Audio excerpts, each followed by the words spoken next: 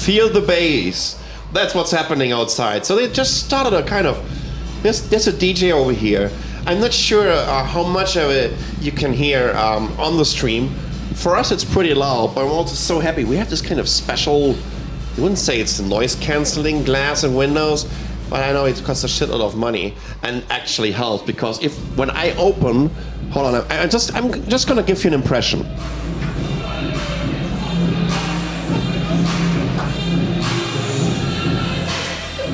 Heard that? So how about that? I hope I just didn't kill because the guy who was taking care of the audio, right, of the sound. I think he just got a heart attack. I hope not, right? Anyways, this is how loud it is outside. We are still sitting here talking about some very, very interesting startups coming from Hamburg. The next one is called Breeze, and I have Robert over here. Tell us a little bit. Well, first of all, thank you so much for coming over here. Is this your first IFA? Yes, it is. There you go. Did you have the chance to walk around a little bit? No, because we are tonight also on the startup night. Okay. So I just came from there, and I'm going back there too. So. Oh wow. Jesus. Oh, okay. Obviously, they noticed this right now on the stream, right? Well, at least after I've opened the door. But anyways, as long as you can understand us right now, there shouldn't be a problem at all. Let's talk a little bit about Project Breeze and Breeze itself. Projectbreeze.eu is your homepage. Just give us an idea. Just give us a little bit of a pitch, right? What this is all about and what you guys are trying to solve. Okay, cool. So what we do is we develop smart environmental sensor networks, and with those we help offices on the one side and cities on the other side to first analyze how the environmental situation around them looks like, and then develop strategies how to improve the situation to, in the end, make humans just healthier and more productive. So is it a little bit like creating an Internet of Things, a sensor box network that you want to where you want to cover complete cities with, where you gathering a lot of data about air quality, about wind directions, about how much rain they have over there, and of course pollution in general, and then create awareness for this? Yeah, exactly. So we started with air quality and air pollution, like you said. So we developed a very tiny smart air quality sensor that connects directly to the internet, to a cloud platform we developed. And there we also calculate in weather data, other data we get, for instance, from already existing infrastructure that measures such data. And then we crunch this data, and in the end we give the city a top-down analysis on what is happening and what they can actually do to improve the situation. Sorry about that. Just tell us a little bit about where are you going to roll it out, right? I mean, you guys need to somehow do some beta testing on this. Or are you just going to the city of Hamburg and say, hey, by the way, right, what's the second biggest city in Germany after Berlin, right? What about this? You're becoming our better project partner for Breeze. We are a young startup from Hamburg, and we want to change the world, right? So on what kind of level are you going to beta test this? Actually, we tried this and it didn't really work out. I love it. So yeah, right now we are starting with business customers as our pilot customers, and they love it. They really love it. We are in a consultancy, for instance, in their meeting rooms, providing them with analytics about it. We had a German Mittelstandsunternehmen who also uses those sensors in their offices. But we are now approaching the first smaller cities. So after Hamburg didn't work, we realigned our strategy a little bit, and then we thought, okay, let's not try a metropolis, let's try a small village, and then some bigger cities afterwards. So now we're in talks with cities like 1,000, 2,000 inhabitants. How about that? How is the awareness there? Is it like they think, okay, you know what? We would love to see what's going on here. Are they welcoming you just with the idea? Somewhat. When you talk with cities, it's always about who you talk to and who actually has this competency to talk about the topic. And then on the other side, who can actually make these decisions. And so we have lots of people involved in this process, and sometimes it's really hard to get into touch with the right people. But still, at least the smaller towns, they like the idea because they also don't really have an idea what is going on in the area around them. No, absolutely. So the business strategy and the approach in general is very enterprisey, right? So but also more on a kind of public level, right? Yeah. This is all about creating awareness for the local public, for regions and for small little cities and even bigger cities in the future. So how are you going to monetize it then? The city business is difficult. This is why we started with business customers. Yeah. So we are going to companies, smaller ones, now bigger ones, and we will monetize in a more in a shorter time frame there. And we're looking into the city business more as a long-time investment, because right now there's not much action going on in the market. There's not much. There are some smart city concepts, obviously, but they are very few. And in Europe, we don't really have big infrastructure programs. They are more like in the Emirates or in China, especially. Interesting. And this is why we started with the enterprises and look into cities for a longer distance. I totally agree. You need to go to China with it. Yes, we want to do that. It is just a perfect market for it. Yes. We got funded by the European Union in the beginning, so they provided us with a little money to start developing. And now we are at a point where we have prototypes, we have pilot customers, and now we are looking into the possibilities of expanding into China, but also starting to roll out our business in Europe. Because there are so many mega metropolitan areas of 5 or 6 or 7 million people, of cities that you've never ever heard about, right? But when you're going to Shanghai and then they're getting one of these death storms coming from the Beijing area, right?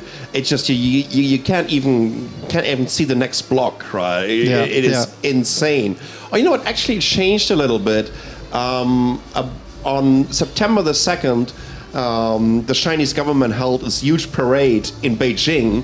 And already 2 weeks ago, they switched off all the industry, at least the industry that was polluting Beijing, because they wanted to make sure that they have a very, very clear sky. That happened for the very first time in like 20 or 30 years or so.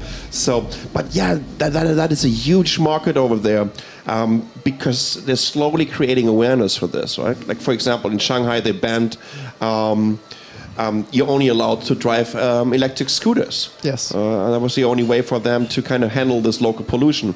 Where I live in Taipei, they banned 2-stroke engine scooters. So they're slowly getting there. We only have 4-stroke engines right now. And this already had a huge impact on the air quality. You would probably think that Germany, that is already trying to become, having this green transformation, and investing more into sustainable energies, would be quite open to this, right? But and then the city of Hamburg would just say, "Oh Jesus, it's a local startup. They're creating something really cool. They want to change the world. They want to create awareness, right? And it's good for each and every citizen when we know about the air quality over here." By just saying, that's kind of weird. Well, there's existing infrastructure. They have Luftmessnetz, they call it. They are like 10 stations or whatever over the whole city of Hamburg. So you can imagine that the data density is very low. And this is where our unique approach is coming in. We are providing cheap sensors. We are doing big data analytics, and then creating a really dense sensor network. But it's of course new technology, and I guess the processes in the larger cities, they are not made for especially new technology. They are more looking into existing solutions, right? Right, absolutely. So, I mean, if it's not happening in Germany, it's going to happen in China, right? Even though with all this local patriotism that is going on, right? If you can't make it here, you make it somewhere else. Yes, exactly.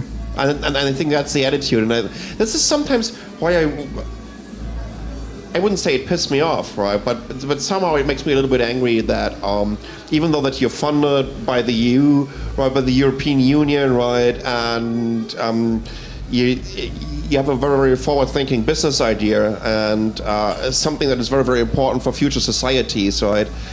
Sometimes it's kind of hard to, as a young startup with a young idea, to really make it in Germany, right? It is sometimes, especially in the first few months, it was difficult to distinguish where we need to go, which forms we need to fill out, and then where to register our business and what else we need to do. And then after we got our first interns, the whole process started again, because then we had to have even more registration numbers and so on. So it's really messed up, I'd say. But I think I hope they are working on that. And there are some good examples in Europe, like Estonia, for instance. They have Absolutely. a great... The Baltic states, Yes. they also have an amazing infrastructure for startups, and they also have quite some VC money over there right now. Right? So, I mean, come on, it's still a European Union. You can just move over there, and you're still at the sea. That's true, but we like Hamburg, so this is a problem. But of course, if we need to move anywhere, we would at least think about that and take every factor into consideration. Yeah. So, what do you think? Where's the potential for such an idea, and especially where's the potential for the average Joe, right? The average user. Would it be something for cities and governments to kind of downscale it, maybe into an application that they can send out to all their citizens, where they will give their information? I mean, by the way, there are applications like this for China. Yeah, right? Yeah. I'm pretty sure that you know them, where you can see the air quality and whatnot. But there's nothing like this in Europe, which is kind of sad.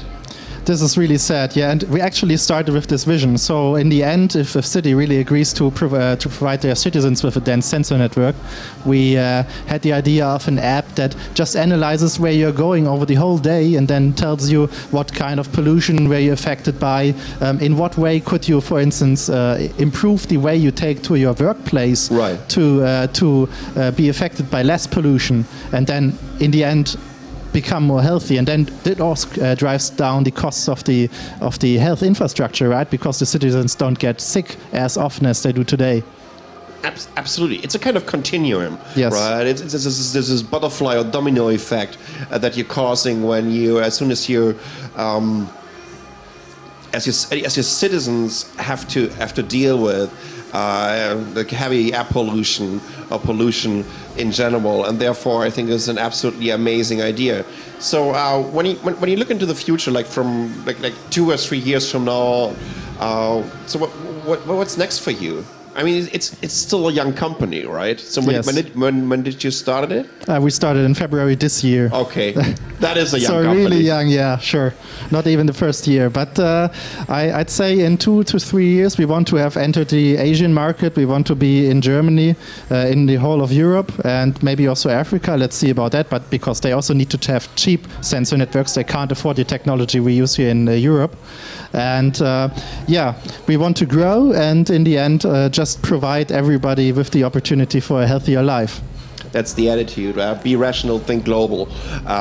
In general, I think this is an amazing approach, because this is something that's going to affect all of us, and the visualization of data always creates awareness, right? It just, for the very first time, you can actually see, hey, Jesus, there's something happening here, right? There's something in the air. And the more people get to know about this, I think the more people would also try to make a difference at the end and try to figure something out that whether it's going to be government, whether it's going to be the local industry, is going to work against this, and trying to keep our environment clean, and try to keep then therefore their citizens healthy, and therefore their taxpayers healthy, which is also a pretty good thing when you see this from a business point of view. Because at the end of the day, I think somehow countries are also kind of huge corporations. Sure, you have to give them the economic incentives. Yeah. This is good for our businesses, for our business approach, because there are studies we can just tell them, if you calculate the numbers, you can reduce the sickness leaves of your company by up to 52%, increase productivity by 15%. Yeah. And I mean, you just have to open a business case with those numbers, and you see this is how much you are paying your employees, this is how much they are sick per year, what kind of money can I save when I just improve the air quality, the environmental quality in my office. Absolutely love the idea. If you guys want to get to know more about Project Breeze, It's projectbreeze.eu. And if someone from Hamburg is watching us right now, you better take care of this seriously, because otherwise, you've heard it already. They're just gonna get across the sea, and then they are in Estonia or in Lithuania or somewhere else in the Baltic states. And, well, maybe they're just in China anyways, because this is a huge market. And we have this awareness right now in Asia, because pollution, especially in mainland China, due to this huge economic growth that they've had over there, and especially with heavy industry, it's there. There are apps around there, and for a company, not for a company, but for a country that is constantly bragging about how green they want to become, I think this is just a perfect way of really showcasing this to their citizen. This is Robert from projectbreeze.eu. We're going to have a short break right now for about 2-3 minutes, and then we're going to have another startup from Hamburg. And I don't even know which one it's going to be, but you shouldn't miss it. So I'm going to be back in like 2 to 3 minutes, and I'll see you then.